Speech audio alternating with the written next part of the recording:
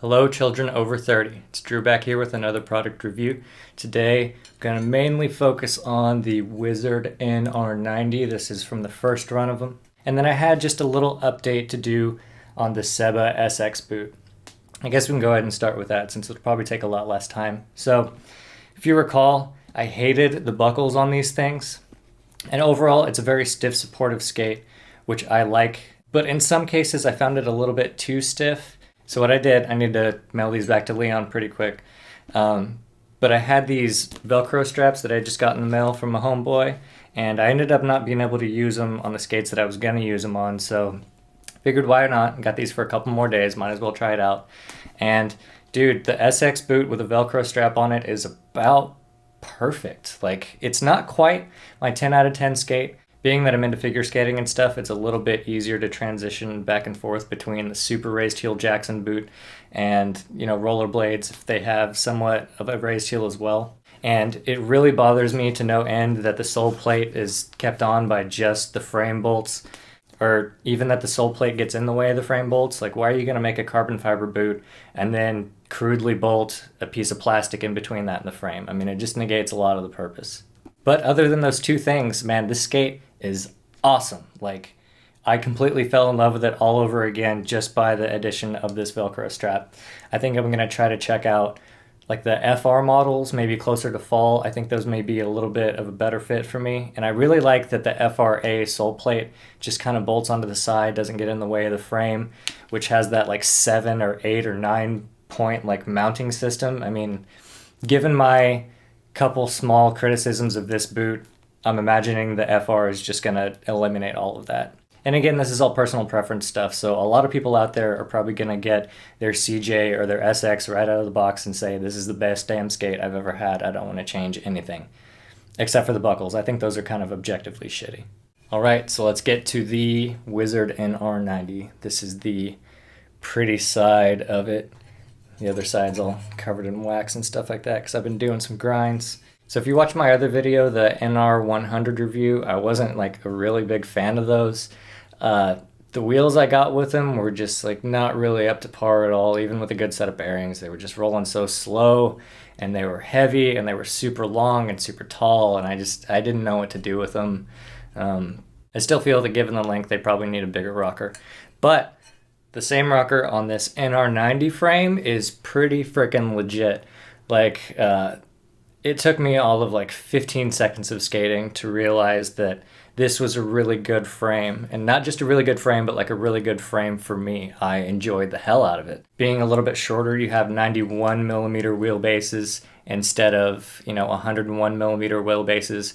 It was not as swivelly as like a slalom setup. It would be absurd for you to expect it to be that. I mean, it's like 81 millimeter wheelbases, sometimes even like 73 millimeter wheelbases versus like a 90 millimeter frame. But just for general maneuverability, I'm just, skating around, doing tricks here or there. Like, this is a really nice frame, which kind of gets into the purpose of this frame to begin with. Like, when it was invented, the idea wasn't to go and make this, completely different style of skating based off of this Wizard frame. The idea was that Leon wanted to make a frame that was pretty good at everything. So if you just wanted to go cruise around, it's pretty good for that. If you want to do slalom, it's not going to be ideal again, but it's, pretty good for it. If you want to aggressive skate, again, it's not going to be like a freestyle frame by any means, but you'll be able to do some tricks and have some fun. And based on that criteria, I would say that the NR90 frame is extremely successful, especially for somebody, I'm around like a size 10 shoe, and this being a 273 millimeter frame, I mean, the frame is pretty much exactly the length of my foot. It's a very, very stable experience. It's a great experience. That's kind of getting ahead of myself a little bit though. Let's go back a little bit and hit on each of those individually. So for just a cruising frame, being a 90 millimeter wheel frame, it rolls over quite a bit of stuff. It's not going to be the smooth ride of like a 110 millimeter frame or 125 millimeter frame. Noticeably smoother than 80 though, and miles smoother than like your typical aggressive like 60 millimeter wheel. Being an aluminum frame, it's also noticeably completely faster than any plastic frame that you're going to get. Like, I don't care, what wheels you put in it, whatever, like, plastic flexes. Aluminum doesn't flex, at least as easily. This is being a really, really thick frame. It's not going to flex. Based on that, your power transfer is going to be, well, let's just say you'll notice that you have power transfer when you switch to an aluminum frame. I wasn't even really conceptually aware of power transfer until I got an aluminum frame, and then it was like, oh, what is this? Oh, this is nice. Why is this nice? As far as how fast it is, even with the nicest bearings I had, which were some Bone Swiss 6, it's not the fastest setup that I have. Most aluminum frames, in fact, every aluminum frame I've experienced besides Wizards, has this little bit of built-in flex on the sides, so that way when you put in the axles and really crank them down, it just seals on the bearings really tight and holds them, and man, 100% of your roll is coming from the bearings. These, not flexing at all, don't really do that. I think there's a small amount of riding on the axles or spin on the axles versus the bearings going on with these, which keeps them from being as fast as they could ideally be. Is this a design flaw? Not necessarily, because if you look at the thickness of that frame, that is at least 2 or 3 times thicker than any other aluminum frame out there. And what this means is if you are an aggressive skater and you're going to go out and you're going to beat the hell out of them, this is a pretty good trade-off. Are you going to be as fast as you would be on like a Seba Deluxe frame or something like that? No, but I mean, that's just kind of the name of the game. Like, you're not going to be able to do a disaster fish brain on a Seba Deluxe frame either.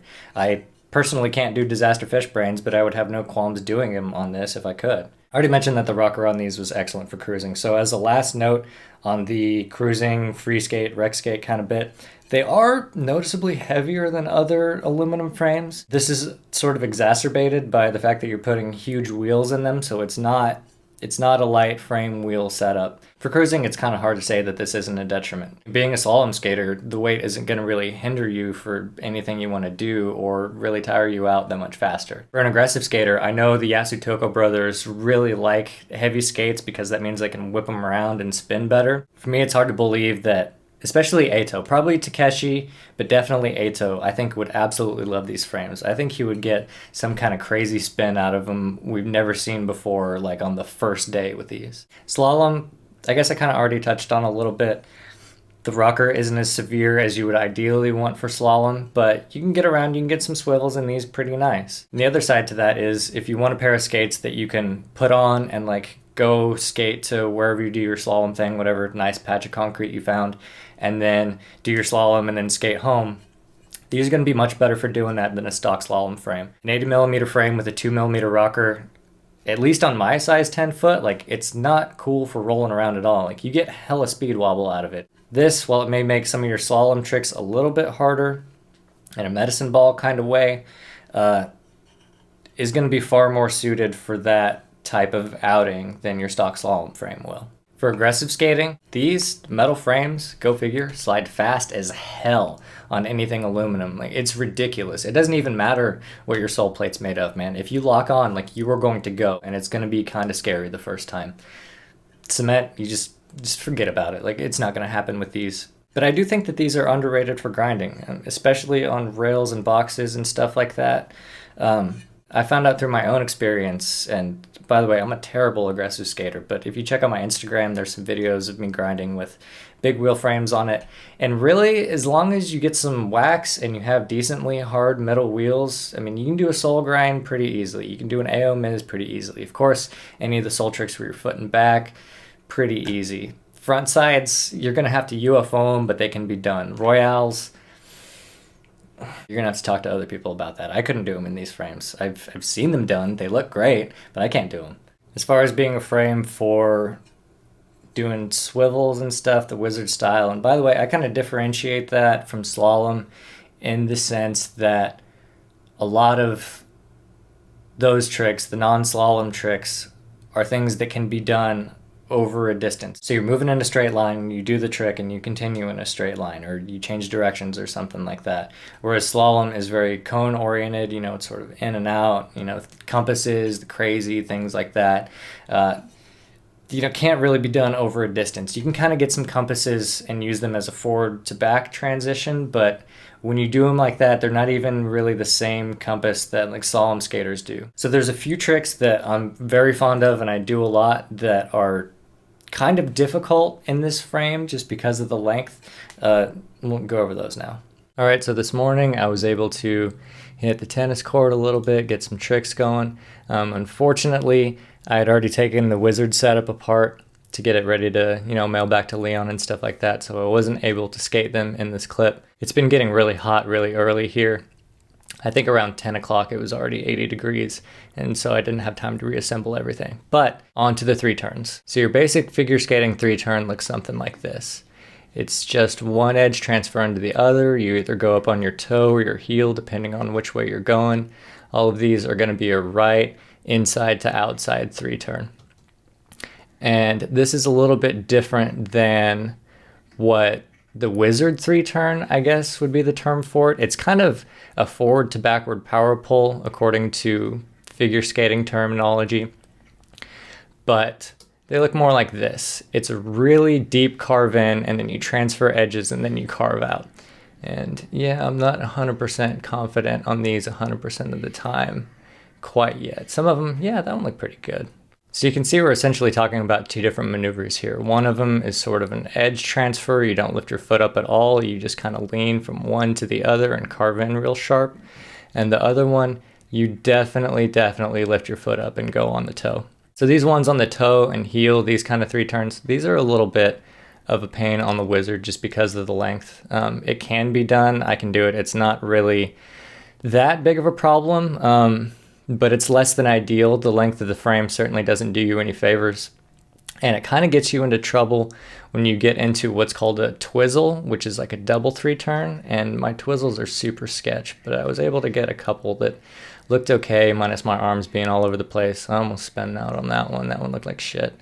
But yeah, a maneuver like this is just, it's really difficult when you have all that frame sticking out in the front and the back. You really need to be able to get a good, oh, my hair looks dope there.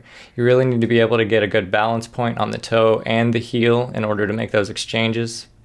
And again, with the length, while it doesn't make it impossible, it certainly doesn't do you any favors. One more maneuver that I do a lot, I lost it recently, I'm starting to get it back, is just this 2-foot spin.